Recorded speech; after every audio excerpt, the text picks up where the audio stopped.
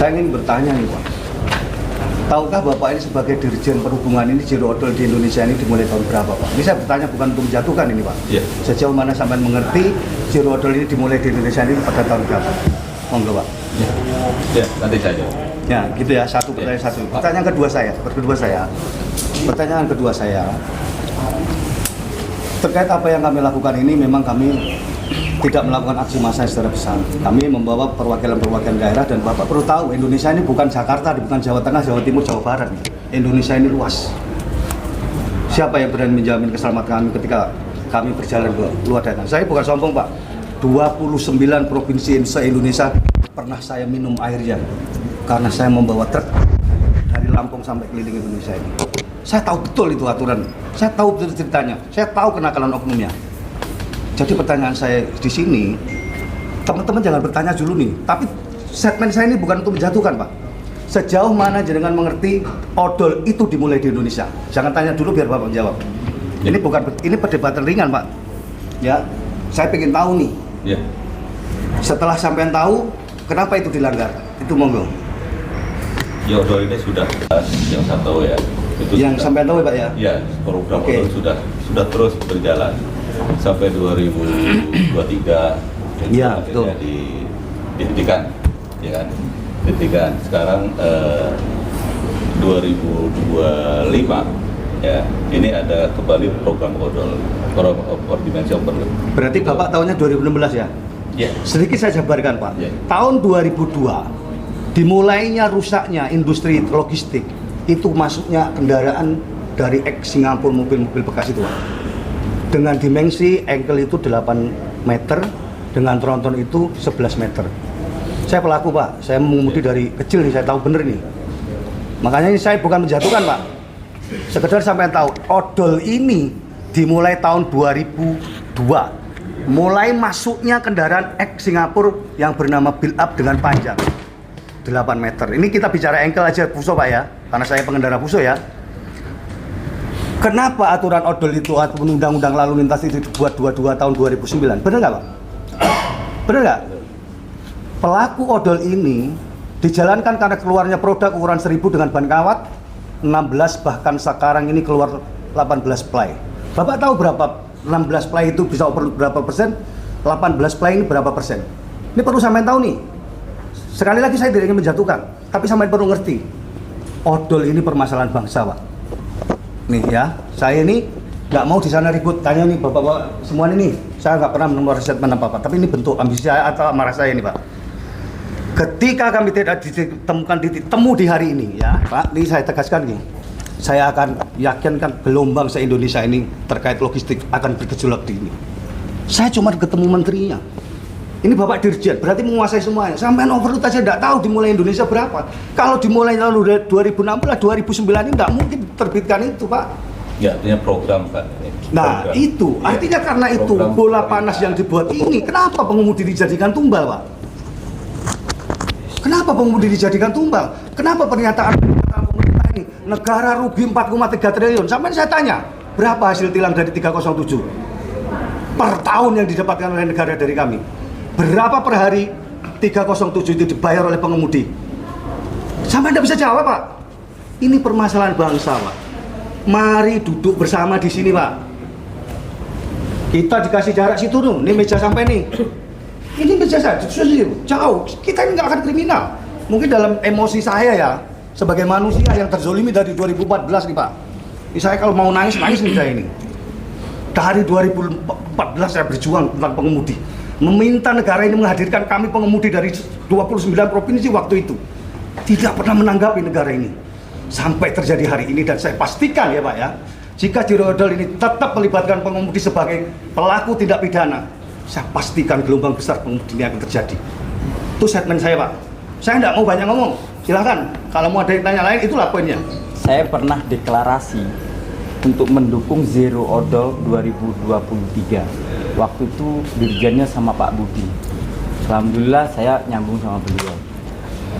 Kami mendukung dan saya pelaku murni demi Allah, demi Rasulullah, Pak. Saya tidak mau muat berat, saya tidak mau muat berlebihan. Hak lillahi ta'ala, Pak. 2 bulan saya nganggur, Pak. Nggak ada yang peduli, Pak. akhirnya saya melakukan overload kembali. Jadi untuk mobil Singapura enggak Pak? Yang panjangnya itu yang mobil yang Singapura itu enggak? Karena Enggak. produksi Indonesia kan 2008 keluarin produk JP ini. Ya, jadi kenapa sih kami begitu marah, Bapak? Karena statement itu saya sudah pernah Saya deklarasi. nangis Pak dibilang kriminal ini loh. Saya jual mobil Serius? saya, Pak. Kami Demi bukan Allah, pelaku demi kriminal, Rasulullah. itu loh yang saya nggak terima itu. Kami bukan pelaku kriminal. Kalau sampai bilang negara dirugikan 4,3 miliar, 43 miliar per tahun. 3 triliun. Triliun per tahun. Saya tanya sampai, berapa pendapatan negara 307? Ini nggak perlu dijelaskan, sampai pasti ngerti. Ada Pak Dirjen, ada Pak Kor di situ. Coba jelaskan. Kebusukan masyarakat ini ditulis, tapi pendapatan negara dari masyarakat ini kenapa tidak dipublikasikan? Simpel saja Pak, mau untuk 2007 dengan sosialis yang dijabarkan, nggak perlu sampai jabarkan ke saya udah tahu semua. Dari bulan 4 saya sudah tahu kalau zero odol ini akan dilakukan pada 2025. Kami bersepakat nih, ketika ada satu penindakan odol yang terjadi di Indonesia, maka kami akan memulai aksi di masing-masing daerah di tahun 2000 seperti tahun 2002. Saya orang pertama kali di Indonesia yang mendukung zero odol karena saya adalah tumbal dari kebijakan odol itu. Saya Pak, saya ini kalau mau nangis, tapi malu saya ini lihat orang banyak nih, pejabat-pejabat ini semua nih, malu saya ini. Tapi perlu sampean tahu, kalau sampean bisa jawab, berapa pendapatan negara terkait 307? Kalau kita cuma dinyatakan sebagai tersangka pelaku. Bener nggak?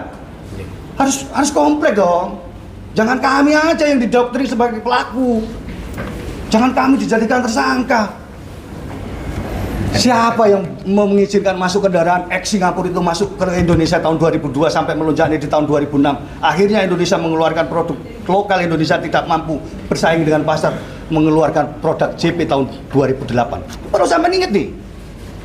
Dan anehnya lagi, produk mobil Singapura pada tahun 2008 masuk ke Indonesia menggunakan ban ukuran 1000 Pak, benang itu. Ini perlu sampai tahu nih, secara ini kalau kita bicara secara karena saya pelaku. 2010 Indonesia mendesain produk Indonesia mendesain ban ukuran 1000. Kalau sampai tanya Bu Ika enggak tahu Pak. Tapi beliau ini sosok luar biasa menurut kami. Mimpi saya di 2014 terwujud di hari ini untuk aksi di DKI Jakarta. Karena Jakarta tidak akan melakukan aksi Pak. Pengemudi Jakarta rata-rata pengemudi perusahaan. 3 klaster pengemudi ini Bapak perlu tahu nih. Jadi yang aksi hari ini tuh jauh-jauh. Aksi ini sudah kami pikirkan setelah bulan 4 kami mendapatkan informasi akan penegakan zero odol 2025. Kami sepakat ketika terjadi penindakan dan salah satu pengemudi akan dijadikan tersangka sesuai statement tahun 2002. Maka kami tidak akan diam. Bapak mengundang teman-teman itu kemarin tanggal 24 setelah jenengan mendengar akan ada aksi pengemudi di tanggal 2 ini. Saya yakin kita bisa berjabat tangan kalau sampai nggak mendengar itu. Karena gelombang itu saya keluarkan pada tanggal 19 di saat aksi Jawa Timur itu.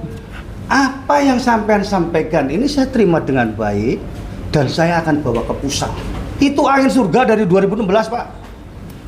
Sampai saat ini belum terrealisasi. Enggak, saya sendiri sudah pernah melakukan. Maksudnya itu sudah pernah mengalami hal seperti ini.